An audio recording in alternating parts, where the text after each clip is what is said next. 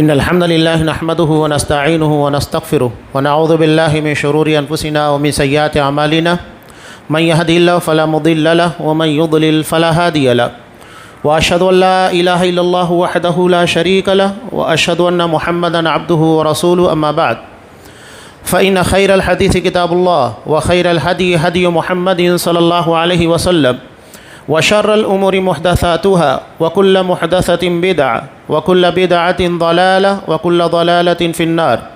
أعوذ بالله السميع العليم من الشيطان الرجيم. بسم الله الرحمن الرحيم. يا أيها الذين آمنوا اتقوا الله حق تقاته ولا تموتن إلا وأنتم مسلمون. يا أيها الناس اتقوا ربكم الذي خلقكم من نفس واحدة وخلق منها زوجها وبث منهما رجالا كثيرا ونساء واتقوا الله الذي تساءلون به والأرحام إن الله كان عليكم رقيبا. يا أيها الذين آمنوا اتقوا الله وقولوا قولا سديدا يصلح لكم أعمالكم ويغفر لكم ذنوبكم ومن يطع الله ورسوله فقد فاز فوزا عظيما. وقال لقد كان في قصصهم عبرة لأولي الألباب. تمام قسموں کی تعریفات اللہ رب العالمین وحدہ لا شریک کے لیے لائق و زیبا ہیں، جو ساری کائنات کا تنہا خالق و مالک ہے، اور بے شمار درود و سلام ہو اللہ کے آخری نبی جناب کریم محمد رسول اللہ صلی اللہ علیہ وسلم کی ذات مقدسہ پر۔ محترم سامعین، عزیز ماں اور بہنوں، قرآن مجید میں حضرت موسیٰ علیہ السلام اور بنی اسرائیل یہ ایک ایسا واقعہ ہے جسے کئی صورتوں کے اندر دہرایا گیا ہے مختلف انداز میں۔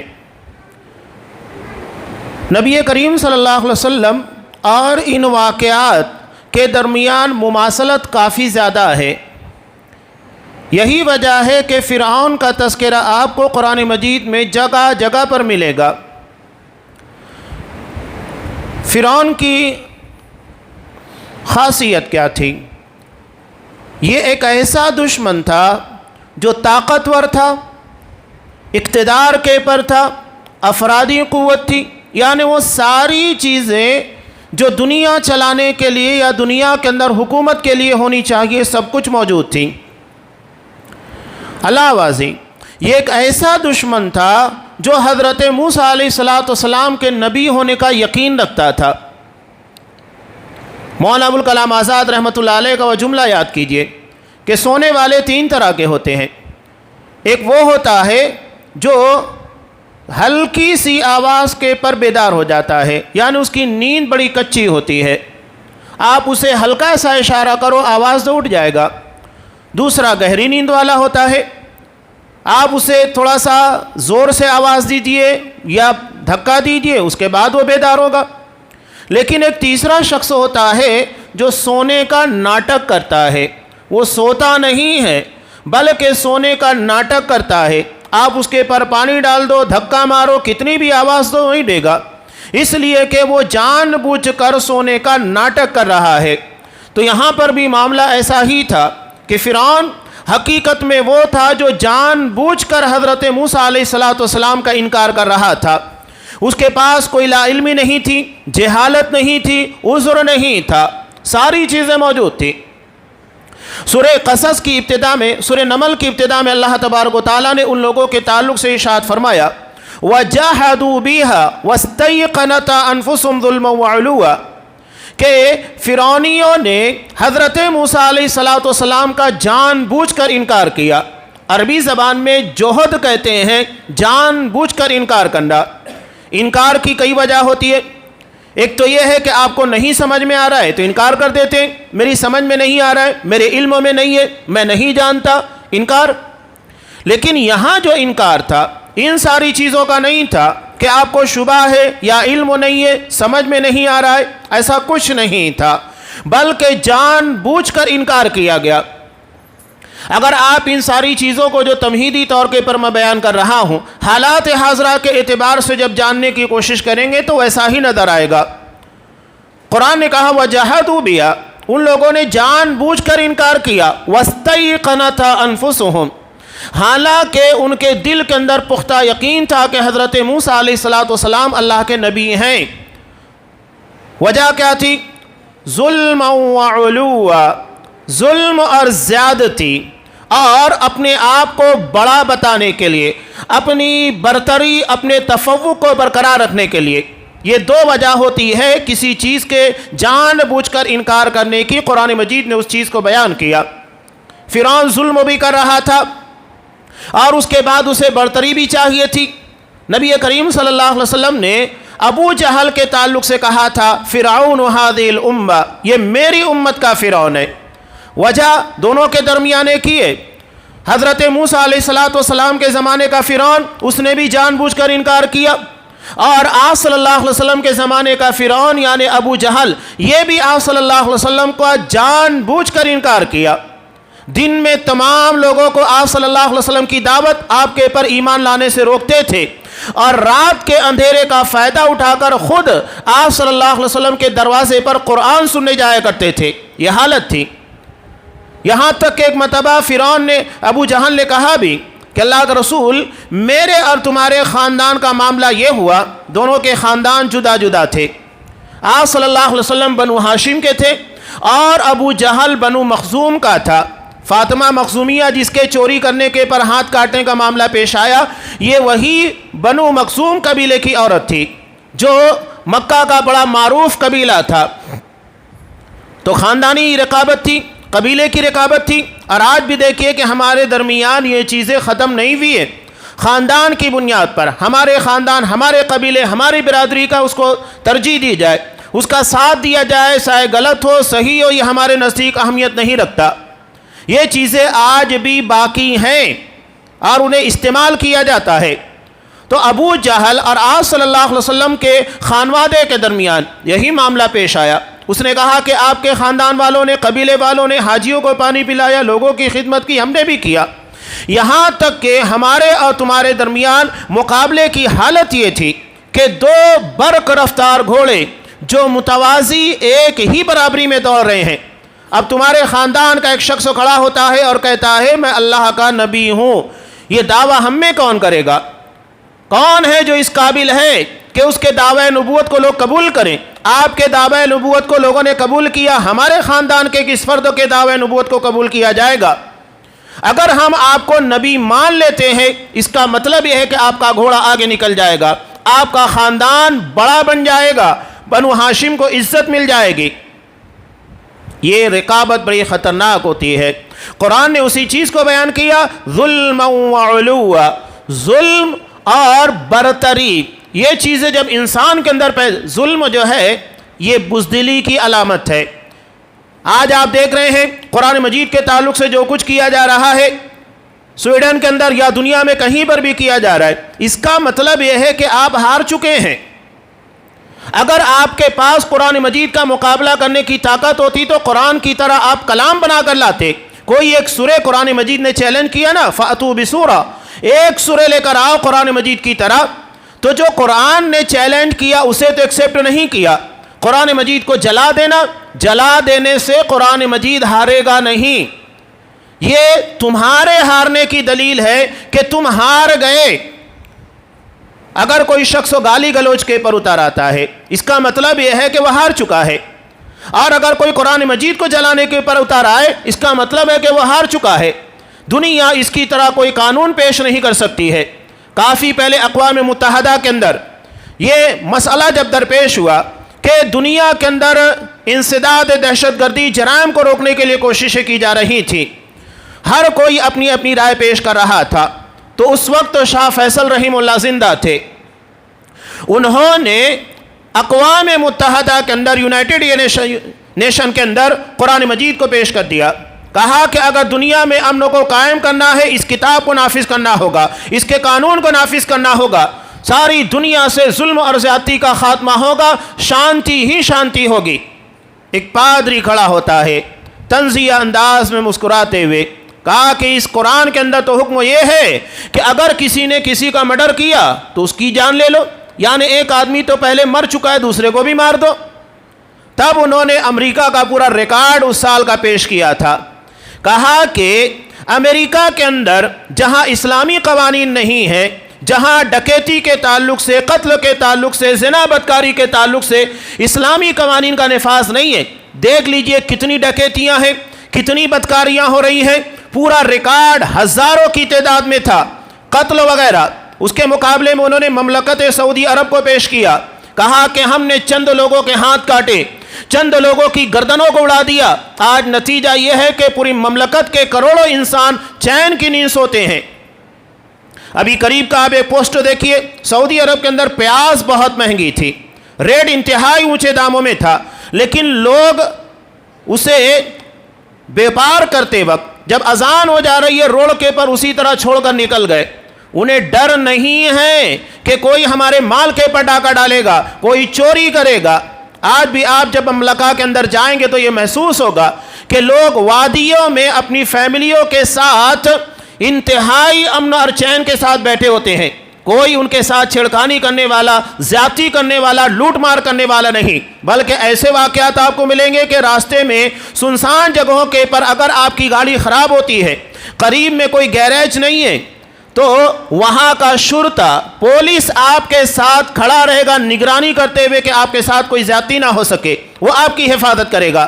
یہ کرپشن نہ کے برابر ہے جہاں اسلامی قوانین کو نافذ کیا گیا۔ تو یہ ظلم اور زیادتی بڑی خطرناک چیز ہے، اگر اس کو ختم کرنا ہے تو اس کے لیے قرآن مجید کے احکامات ہیں۔ آج دنیا میں کروڑوں انسانوں کو مار دیا گیا، دہشت گردی کو خاتمے کے نام کے پر اتنی زیادہ تباہی مچائی گئی کہ ہماری دو بڑی حکومتوں کو تباہ کر دیا گیا، افغانستان، عراق، کروڑوں کی تعداد میں مسلمانوں کو مار دیا گیا۔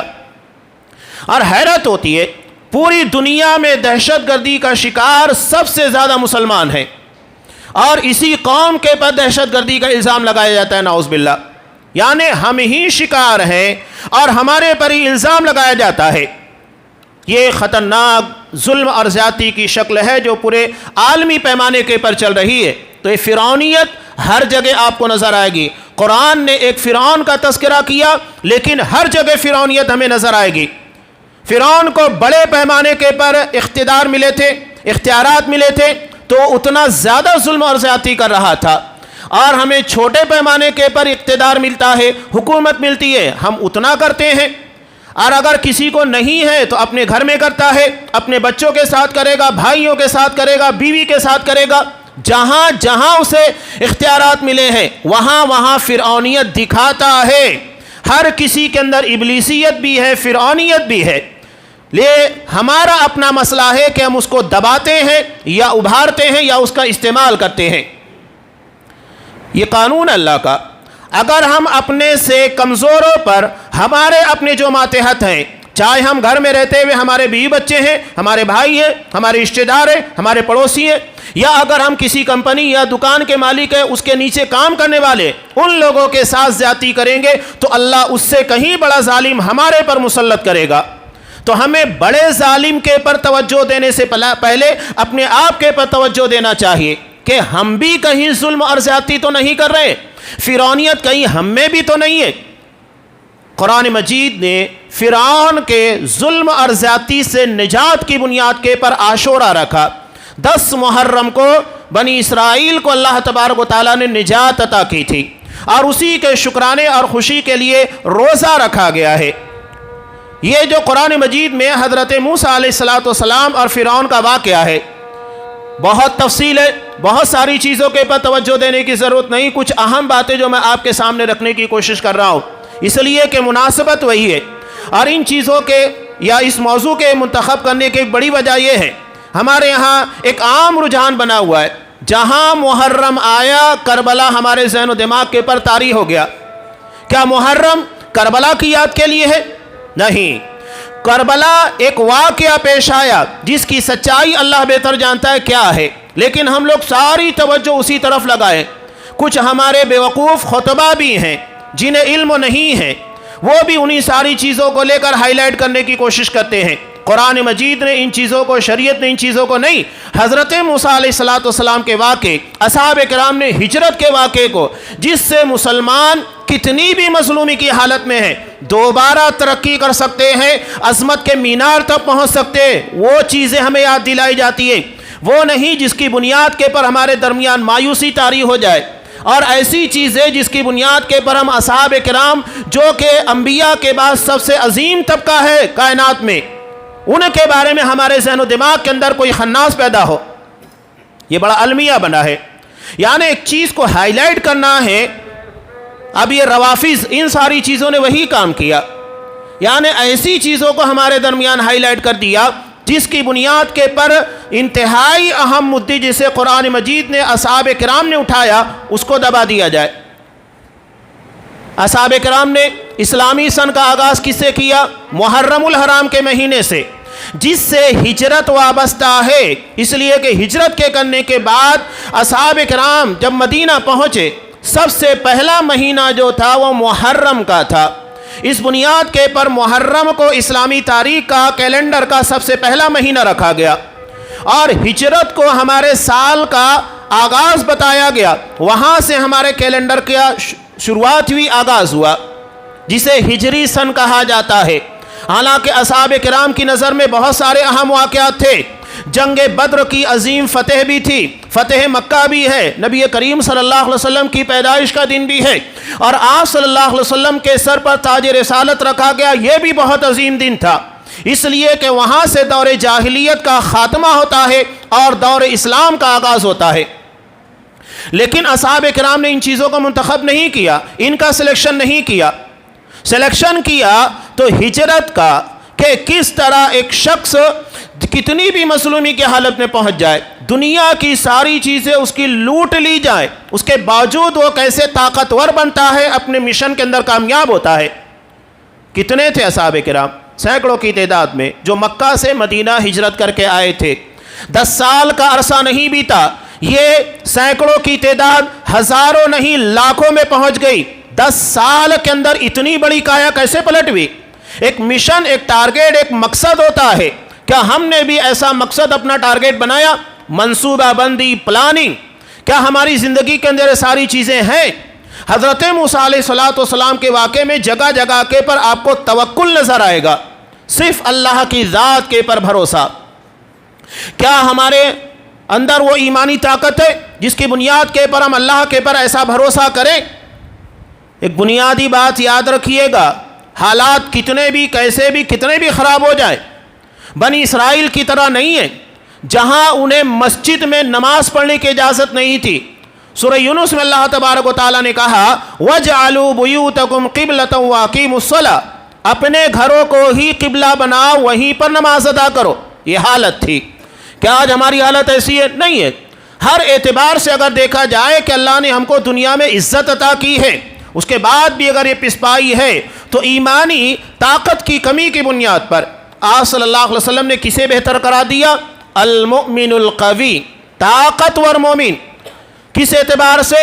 مومن طاقتور ہونا چاہیے اپنے عقیدے کے اعتبار سے، کیسے بھی حالات ہو اس کا ایمان ڈگمگانا نہیں چاہیے۔ یہ ہمارے درمیان بچیوں کے ارتداد کے مسائل یا کسی اور کے مسائل ہوں، اس کا مطلب یہ ہے کہ ہماری ایمانی پاور اتنی نہیں ہے، نہ ہم نے ایمان کی حلاوت کو چکا جس کی بنیاد کے پر اس پر قائم رہ سکتے۔ آپ صلی اللہ علیہ وسلم اصحاب کرام کے درمیان کتنی مصیبتیں آئی، کسی کو دہکتے ہوئے کوئلوں کے پر لٹایا گیا، کسی کو ریگستان کے پر گھسیٹا گیا، کسی کو برہنہ کر کے مار دیا گیا، اس کے بعد بھی ان کے قدموں کے اندر، سوچ کے اندر ڈگمگاہٹ نہیں پیدا ہوئی۔ ہم نے ان واقعات کو پڑھا ہی نہیں، اور افسوسناک بات یہ ہے کہ پہلے ہمارے یہاں گھر کی بڑی عورتیں جو دادی ہیں، نانی ہیں، خالہ ہیں، پھوپھی ہیں، یہ بچوں کو انبیاء کے، اصحاب کرام کے واقعات سنایا کرتی تھیں، اور جب یہ سارے واقعات سن کر بچے سوتے تھے، ذہن و دماغ کے اندر وہ چیزیں پختگی کے ساتھ بیٹھتی تھیں اور وہ چیز کردار کے اندر نظر آتی تھی۔ آج وہ چیز ہے نہیں، موبائل لے کر پڑے ہوئے ہیں اور اسی کے اندر لگے لگے سو جاتے ہیں، اور جب بیدار ہوتے ہیں تو وہی چیزیں ذہن و دماغ کے اندر گردش کرتی ہے جو موبائل کے ذریعے انہیں پیغام دیا جا رہا ہے۔ جب انبیاء کے واقعات، اصحاب کرام کی قربانیاں ہمارے بچوں کو سنائی نہیں جائے گی، ان واقعات کے عبرت اور دروس کی باتیں نہیں بتائی جائے گی، تو کہاں سے ہمارے بچوں کے اندر وہ پیغمبرانہ خوبیاں یا اصحاب کرام کے کردار و عمل کے مطابق چلنے کا جذبہ پیدا ہوگا؟ خامیاں تلاش کریں، بہت جگہ ہے۔ ہمیں دوسروں کو کمزور کرنے یا دوسروں کے طاقتور ہونے کا رونا نہیں رونا ہے، اپنے اندر ایسی طاقت پیدا کرو کہ سامنے کتنا بھی بڑا پہلوان ہو وہ ہم سے ہار جائے۔ اگر ہم یہ چاہتے ہیں کہ ہمارے مقابل میں پہلوان بہت بڑا ہے تو یہ نہیں کہ ہم اس کی ٹانگ توڑ لیں یا اسے جلاب دینے کی کوشش کریں، نہیں، اپنی طاقت اور اپنی جسمانی قوت کو بڑھانے کی کوشش کریں۔ تو آج صلی اللہ علیہ وسلم نے کہا کہ المؤمن القوی، طاقتور مومن، جس کا ایمان، جس کا عقیدہ انتہائی مضبوط اور ٹھوس ہو، حالات کیسے بھی آ جائے وہ ایمانی طاقت اور قوت سے ہٹے نہ، اس کے پر استقامت اختیار کرے۔ اس کا علم مضبوط ہونا چاہیے کہ اگر کوئی اسلام کے پر اعتراض کرے اس کو جواب دے سکے۔ کیا ہمارے نوجوان بچوں کے اندر اتنی ایبلٹی ہے صلاحیت، طاقت کہ اگر ایک غیر مسلم اعتراض کرتا ہے تو اس کو جواب دے سکے؟ اگر وہ اللہ کے بارے میں بات کرے، گاڈ کے بارے میں باتیں کرے، آپ جواب دے سکتے ہیں؟ ہمارے ہاں عقیدے کے بارے میں علم نہیں، اسلام کے پر اعتراضات اٹھتے ہیں، اس کا جواب نہیں۔ اگر کوئی یہ سوال کر لے کہ آپ قربانی کیوں کرتے ہیں، اس کا جواب نہیں۔ ہم کیوں نماز پڑھتے ہیں، اس کا جواب نہیں ہے۔ اور اسلام میں جو طلاق کا، میراث کا سسٹم بنایا گیا ہے اس کا جواب نہیں ہے، تو ہم کیسے مسلمان ہیں؟ ہم اگر جواب نہیں دے سکتے کون جواب دے گا؟ کوئی آسمان سے فرشتہ نہیں آئے گا جو ہمارے مسلمانوں کے تعلق سے اسلام کے بارے میں جواب دے، ہمیں جواب دینا ہوگا۔ تو یہ طاقتور مومن نہیں ہے، طاقتور مومن وہ ہے جو اسلام کے خلاف اٹھنے والی ہر بات، ہر شبہات، اعتراضات کا جواب دے سکے۔ یہ صرف جذبات کا اظہار کر دینا، پروٹیسٹ کر دینا، احتجاجات، یہ ہماری ایمانی طاقت اور غیرت نہیں ہے۔ اصل چیز یہ کہ ہمارے اندر ایمانی پاور کتنی ہے، اسلام کا کتنا علم ہے۔ یہ چیز ہم نہیں کریں گے، نہ عقیدے کے بارے میں علم حاصل کریں گے، نہ ہمارے اعمال بہتر بنانے کے بارے میں، نہ اسلام کے پر اٹھنے والے اعتراضات کے جوابات کے لیے، تو کہاں سے ساری چیزیں پیدا ہوگی؟ حضرت موسیٰ علیہ السلام اور اس طرح جتنے بھی واقعات ہیں، قرآن مجید نے ان کے تعلق سے صاف کہا، لَقَدْ كَانَ فِي قَصَصِهِمْ عِبْرَةٌ لِأُولِي الْأَلْبَابِ، غور و فکر کرنے والے سمجھدار لوگوں کے لیے ان واقعات کے اندر عبرت کی باتیں ہیں۔ عبرت کا مطلب کیا ہے؟ کہ جیسا ان لوگوں کے ساتھ ہوا ویسا ہمارے ساتھ ہوگا، یہ عبرت ہے۔ اگر دنیا میں کوئی شخص غلطی کرتا ہے، خطا کرتا ہے، اس کو سزا دی جاتی ہے یا اسے قدرت کی طرف سے سزا ملتی ہے، تو یہ عبرت بن جاتا ہے کہ جو بھی ایسا کام کرے گا اس کے ساتھ ایسا ہی ہوگا، تو یہ قانون بن جاتا ہے، یہ عبرت ہے۔ قرآن کہتا ہے فَاعْتَبِرُوا يَا أُولِي الْأَبْصَارِ، اے نگاہ رکھنے والے، غور و فکر کرنے والے، سمجھداری کی طرف اشارہ ہے۔ سمجھدار لوگوں کے لیے اس میں عبرت کی بات ہے، یہ عبرت ہے۔ علامہ ابن تیمیہ رحمۃ اللہ علیہ بہت پیاری بات کہتے ہیں، اللہ نے قانون فطرت تمام لوگوں کے لیے یکساں بنا کر رکھا ہے۔ اگر ایک غیر مسلم پانی پیے گا، کھانا کھائے گا یا بیمار ہونے کے بعد دوا علاج کرے گا تو وہ ساری چیزوں سے فائدہ دے گی، اور یہی معاملہ ایک مسلمان کا بھی ہے۔ ایسا نہیں ہے کہ اگر ایک مسلمان بیمار ہوتا ہے وہ دوا علاج کچھ بھی نہیں کرے آٹومیٹک ٹھیک ہو جائے گا، نہیں۔ اور ایسا نہیں ہے کہ مسلمان ہونے کے بعد ہم کھانا پینا بند کر دیں، ہم خود بخود زندہ رہیں گے، یا ہمارے جسم کو ایسی طاقت اندر سے مل جائے گی کہ نہ ہمیں پانی پینے کی ضرورت، نہ کھانا کھانے کی ضرورت، نہیں۔ قانون فطرت اللہ نے تمام لوگوں کے لیے یکساں بنا کر رکھا ہے۔ تو یہی چیزیں سمجھنے کی ہیں کہ اگر ہم اللہ کے قانون فطرت سے بغاوت کریں گے، صرف یہ سوچیں کہ ہم مسلمان ہیں، اس بنیاد کے پر ساری فیسلٹی اور ساری خصوصیات ہمارے اندر آ جائے، ایسا نہیں ہے، بلکہ ایمان کے بقدر آزمائشیں ہوتی ہیں۔ جس کے ایمان کا معیار جتنا بلند ہوگا اتنا زیادہ آزمایا جائے گا۔ انبیاء کا ایمان کا معیار سب سے بلند ہوتا ہے، چنانچہ سب سے زیادہ آزمائشیں انبیاء کرام کے پر آئی ہیں، اور حضرت موسیٰ علیہ السلام جو اولو العزم پیغمبروں میں سے ہے، ان کے ساتھ بہت زیادہ آزمائشیں آئی۔ فرعون کے زمانے میں بھی اور فرعون کے غرقاب ہونے کے بعد بھی، دو الگ الگ زمانے ہیں۔ ایک تو فرعون کے غرقابی سے پہلے کا، جب وہ بنی اسرائیل کو آزاد کرنے کی فکروں میں تھے تو سامنے فرعون تھا جس کی بنیاد کے پر آزمائشیں تھی، اور جب فرعون کو غرقاب کر دیا گیا تو بنی اسرائیل خود ان حضرت موسیٰ علیہ السلام کے لیے مسئلہ بن گئی۔ یوم عاشوراء، پہلی بات یاد رکھیے، حضرت موسیٰ علیہ السلام کی زندگی کے اندر واقعات میں توکل کیا ہے؟ اللہ کی ذات کے پر یقین۔ ان کی پیدائش اس زمانے میں ہوتی ہے، اس سال ہوتی ہے جس سال فرعون نے بچوں کو مارنے کا حکم دیا تھا۔ فرعون اگر دیکھیں گے سارا کھیل چل رہا ہے حکومت کا، کرسی کا، سارا مسئلہ کرسی کا ہے۔ آج بھی آپ دیکھیے جو سیاست کھیلی جاتی ہے، لوگوں کے ساتھ ظلم ہے، زیادتی ہے، سارا مسئلہ کرسی کا ہے، زیادتی کا ہے۔ ہر کوئی اقتدار کی بقا کی فکروں میں لگا ہوا ہے۔ اللہ مولانا ابوالکلام آزاد رحمۃ اللہ علیہ نے جس کے تعلق سے کہا تھا کہ اقتدار ایک ڈھلتی چھاؤں ہے جسے ڈھلنے سے کوئی نہیں روک سکتا۔ دنیا میں بڑے بڑے طاقت و حکمران ختم ہو گئے، اللہ اگر باقی رکھے گا تو صرف دین کی بنیاد کے پر جس چیز کو باقی رکھنا ہے باقی رکھے گا۔ ہندوستان میں بھی بہت سارے حکمران، مغلوں نے بھی بہت لمبی حکومت کی، اور بھی بہت سارے لوگوں نے حکومت کی، آج جو ہیں کل وہ نہیں ہوں گے۔ شاعر نے بڑی پیاری بات کہی نا، آج جو صاحب اقتدار ہیں کل نہیں ہوں گے، آج جو اقتدار کے پر ہے، کرسی کے پر ہے، وہ کل نہیں ہوں گے۔ کرایہ دار ہے، ذاتی مکان تھوڑی ہے، تو یہ وہی ہے، آج ہے کل ختم ہو جائیں گے۔ ہم دنیا کے اندر آزادی کے بعد کی بات، پہلے کی بات چھوڑیے، آزادی کے بعد کتنی حکومتوں کو بنتے اور بگڑتے دیکھا ہے، تو یہ سارا مسئلہ اگر دیکھا جائے اقتدار کا ہے۔ اسلام نے جو نظریہ پیش کیا ہے وہ خلافت کا ہے، جمہوریت سیکولرزم کا نہیں ہے، اس لیے کہ اس میں کیا مسلم کیا غیر مسلم سب کو فائدے ہیں۔ اسلامی حکومت میں جتنا زیادہ غیر مسلموں کو تحفظ ہوگا آپ کو کہیں نہیں دلا سکتے، اس قدر حفاظت کی جاتی ہے اسلامی حکومتوں کے اندر۔ آپ حضرت عمر فاروق کا زمانہ اٹھا کر دیکھیے، جب سمجھ میں آئے گا۔ اسلام نے حاکم نہیں بلکہ خادم کا تصور پیش کیا ہے۔ حضرت ابوبکر صدیق رضی اللہ تعالیٰ عنہ خلیفہ ہیں، ایک بچی آتی ہے اور کہتی ہے کہ میری بکری کا دودھ دونا ہے، چلیے، لے چلی جاتی ہے، دودھ کر آ جاتے، یہ حالت ہے۔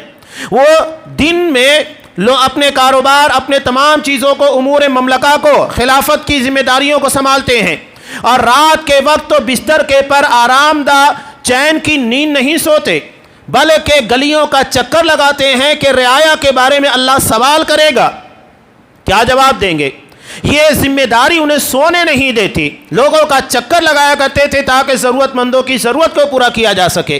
آج ہمارے یہاں معاملہ کتنا بگڑا ہوا ہے، ایک کارپوریٹر جو کارپوریٹر بننے سے پہلے کچھ نہیں تھا، جیسے ہی بنا آپ دیکھیں اس کی پراپرٹی، اس کے کاروبار، ساری چیزوں میں ترقی نظر آئے گی۔ اچانک سے یہ کایا پلٹ کیسے ہوتی ہے؟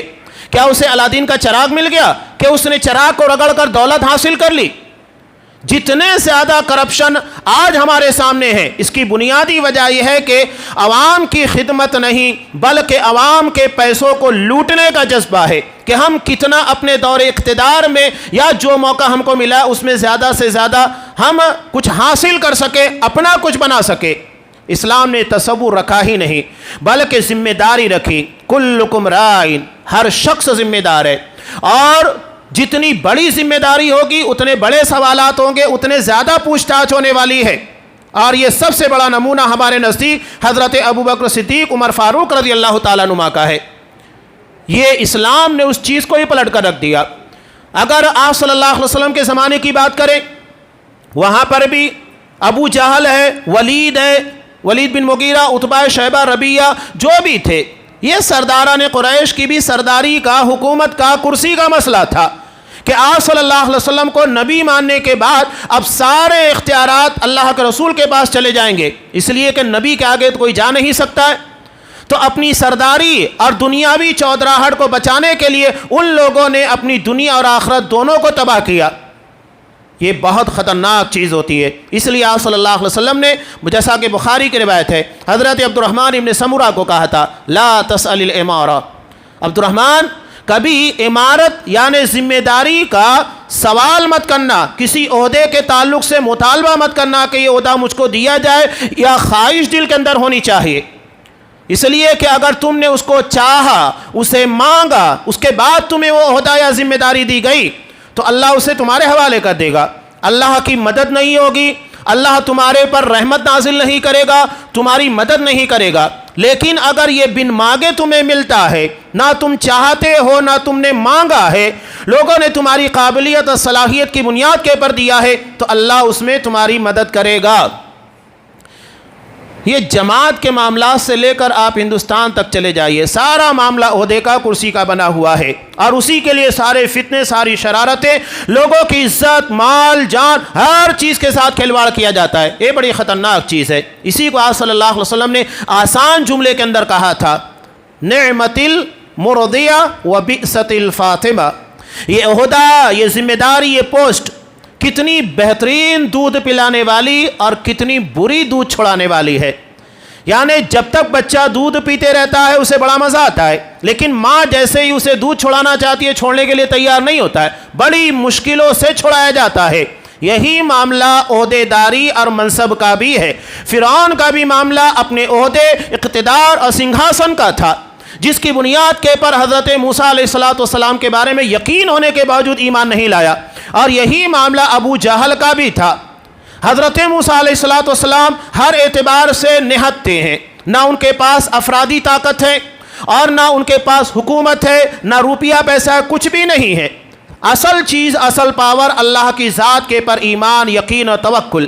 اللہ نے کہا کہ یقیناً اس معاملے کو پورا کرے گا، ہو کر رہے گا۔ اللہ تبارک و تعالیٰ صاف کہتا ہے سورہ طلاق کے اندر، ان اللہ بالغ امری، اللہ اپنے معاملات، اپنے احکامات کو پورا کر کے رہے گا۔ قد جعل اللہ لکل شیء قدرا، اللہ نے ہر چیز کا ایک وقت اور ایک اندازہ مقرر کر کے رکھا ہے۔ ہر چیز اپنے وقت کے پر ہوتی ہے، اور وہ اللہ کے علم میں کون سی چیز کب ہونا چاہیے، وہ اپنے علم اور حکمت کے مطابق ساری چیزوں کو پورا کرتا ہے۔ ہر چیز پوری ہوگی، اور نبی کو یقین ہوتا ہے، اور یہی ہر مسلمان کو یقین ہونا چاہیے کہ اگر ہم اللہ کے دین کی مدد کریں گے اللہ ہماری مدد کرے گا، یقین ہونا چاہیے۔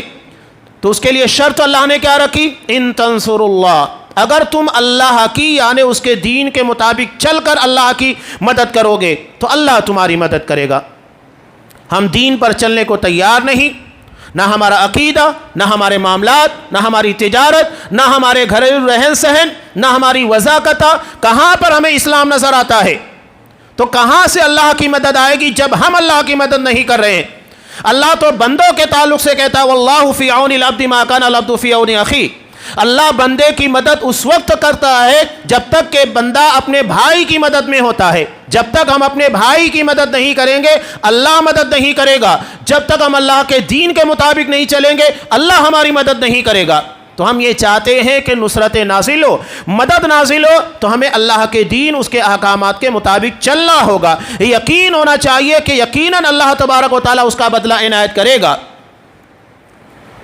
فرعون بظاہر ساری قوتوں سے لیس تھا، یہاں تک کہ اس کی ٹیکنالوجی دیکھیے اس وقت کے زمانے میں جو ہزاروں سال پرانے، اس نے لوگوں کے درمیان کہا بھی تھا الیس لی ملک مصر وہذہ الانہار تجری من تحتی، کہ کیا یہ پورا کا پورا مصر یہ میرا ملک نہیں ہے، اور یہ جو تمہارے قدموں کے تلے یعنی بیک گراؤنڈ کے اندر زیر زمین تمہارے لیے میں نے آبدوز راستے بنائے ہیں جہاں سے پانی کو پہنچایا جا سکے، زیر زمین میں نے تم لوگوں کے لیے نہریں جاری کی ہیں، اس کی بنیاد کے پر آسانی سے معیشت ہو، تجارت ہو، اور زیادہ سے زیادہ کھیتی باڑی کرنے کے بعد ترقی حاصل ہو سکے۔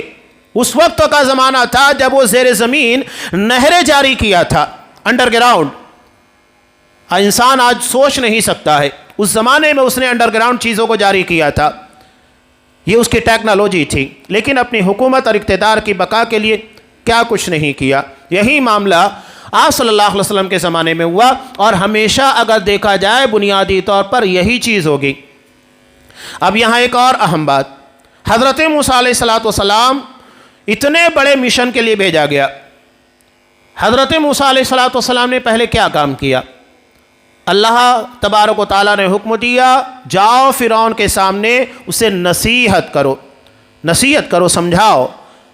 زمین جب تک نرم نہیں ہوگی وہ کھیتی اور فصل بہتر نہیں دے سکتی ہے، دل جب تک نرم نہیں ہوگا نصیحتوں کو قبول کرنے کے قابل نہیں ہوگا۔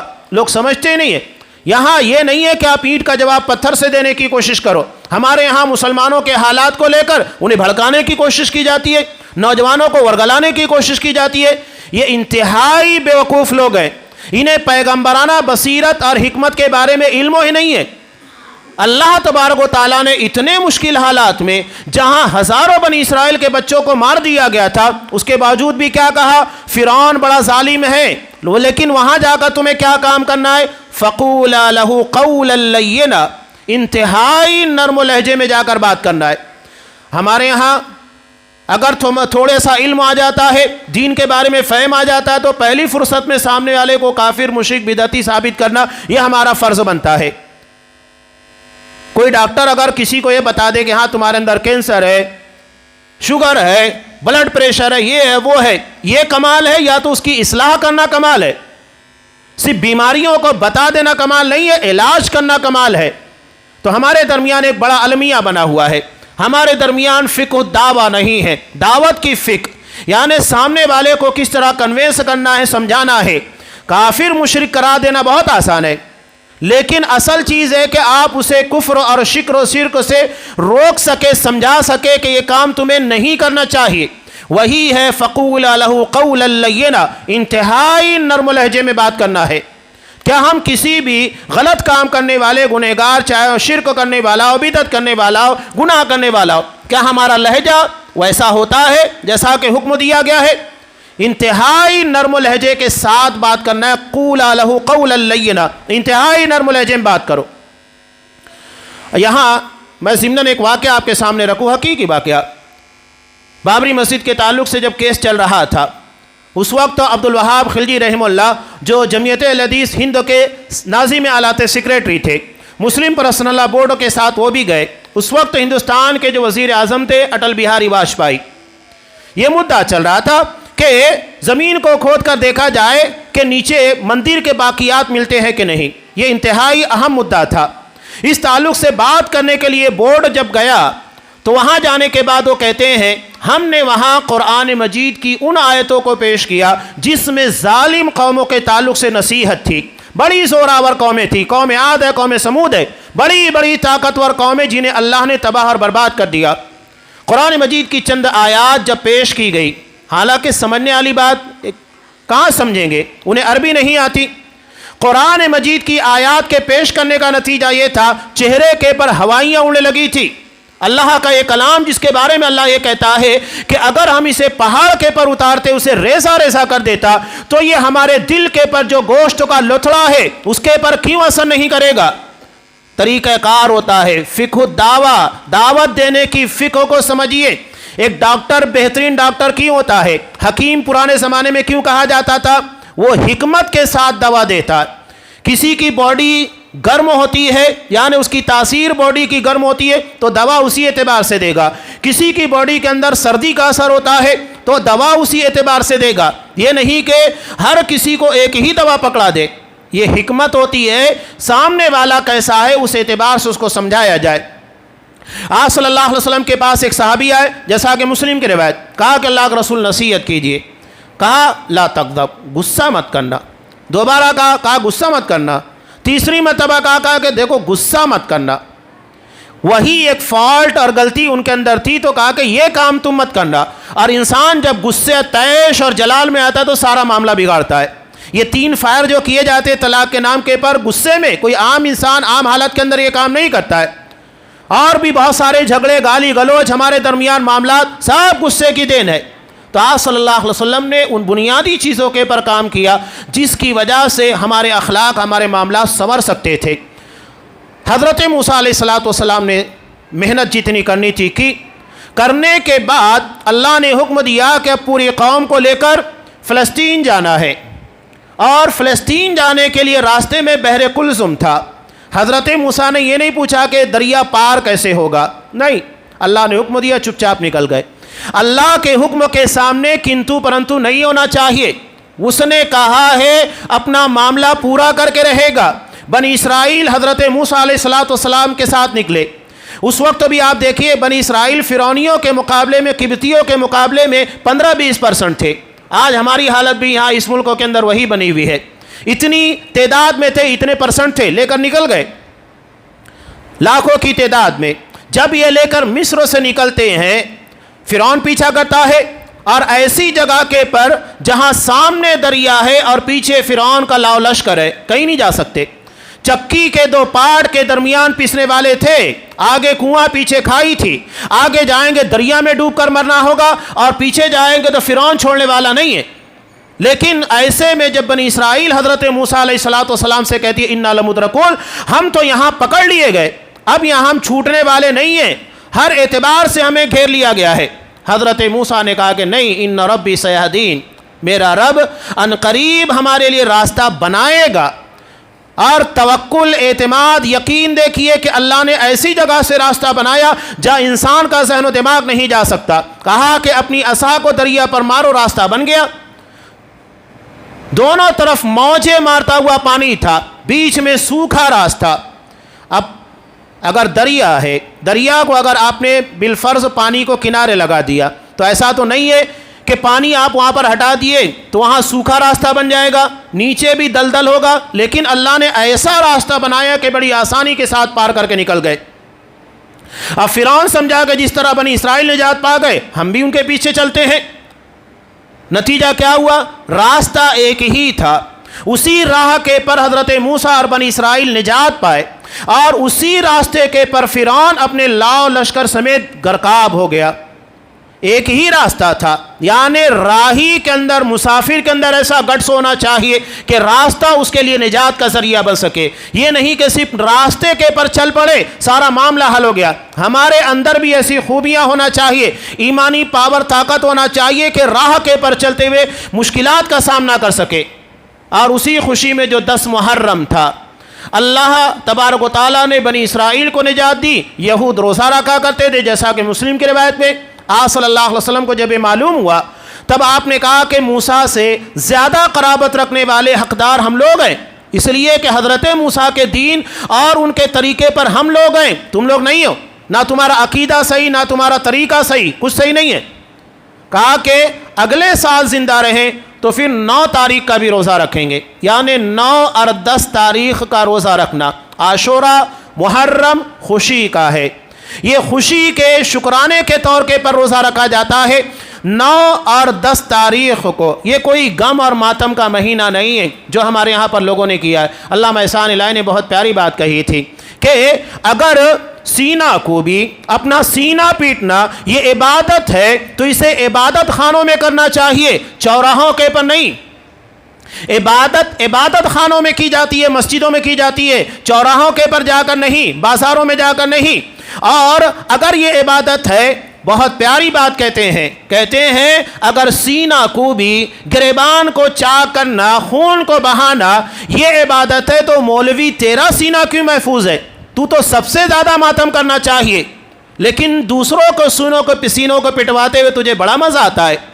اور کہنے والا بہت پیاری بات کہتا ہے، جن سینوں میں اصحاب کرام کے تعلق سے بغض ہو وہ سینہ پٹنے کے قابل ہے، اس لیے کہ یہ خود اپنا سینہ دراصل حضرت حسین کے غم میں نہیں بلکہ اصحاب کرام کی نفرت میں پیٹتے ہیں۔ اور حقیقی وجہ یہی ہے کہ اصحاب کرام کی نفرتوں سے بھرے ہوئے سینے ہیں، یہ دنیا میں بھی پٹیں گے اور مرنے کے بعد بھی پٹیں گے، اس لیے کہ کسی بھی ایک صحابی کو کافر سمجھنے والا خود کافر ہے۔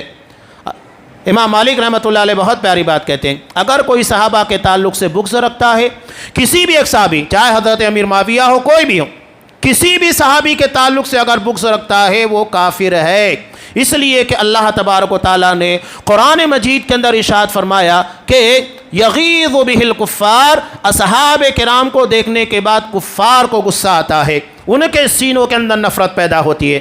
تو جو صحابہ سے نفرت رکھے گا حقیقت میں قرآن مجید کی روح سے وہ کافر ہے، اس میں کوئی شبہ نہیں ہے، اس لیے کہ یہ اولین جماعت ہے جو آپ صلی اللہ علیہ وسلم پر ایمان لائی، اور پوری دنیا میں آج جو مسلمان نظر آ رہے ہیں اس کی اصل کامیابی کا سہرا اسی جماعت کے پر جاتا ہے، کسی ایک صحابی کے تعلق سے۔ آپ نے تو یہ کہہ دیا کہ اگر انہوں نے آدھا مد، عام انسان جب 2 مٹھی ملاتا ہے، ہاتھ ملاتا ہے، اس میں جتنا حصہ آتا ہے اس کو ایک مد کہا جاتا ہے، تقریباً 700 گرام ہوتا ہے، آدھا مد یعنی 350 گرام۔ اگر ان لوگوں نے جو کھجور کچھ بھی خرچ کیا ہے، اگر آج کا کوئی بندہ احد پہاڑ کے برابر سونا خرچ کر دے اس کی برابری نہیں کر سکتا۔ یہ ہے یہاں تک کہ اصحاب اکرام کے تعلق سے کہا کہ انہوں نے اللہ کی راہ میں اگر ایک مرتبہ بھی سفر کیا اور ان کے قدموں نے جو دھول اٹھائی ہیں، قیامت تک کے آنے والا انسان اس دھول کی برابری نہیں کر سکتا۔ یہ اصحاب اکرام کا مقام ہے۔ رافضیوں نے، شیعوں نے اصل چیزوں کو چھپا کر، اصحاب اکرام کی ہجرت کی قربانیوں کو چھپا کر ان چیزوں کو ہائی لائٹ کرنے کی کوشش کی جو کہ اسلامی تاریخ کا حصہ ہے، اسلام نہیں ہے۔ تو ہمیں ان چیزوں کے بارے میں خصوصی توجہ دینا چاہیے۔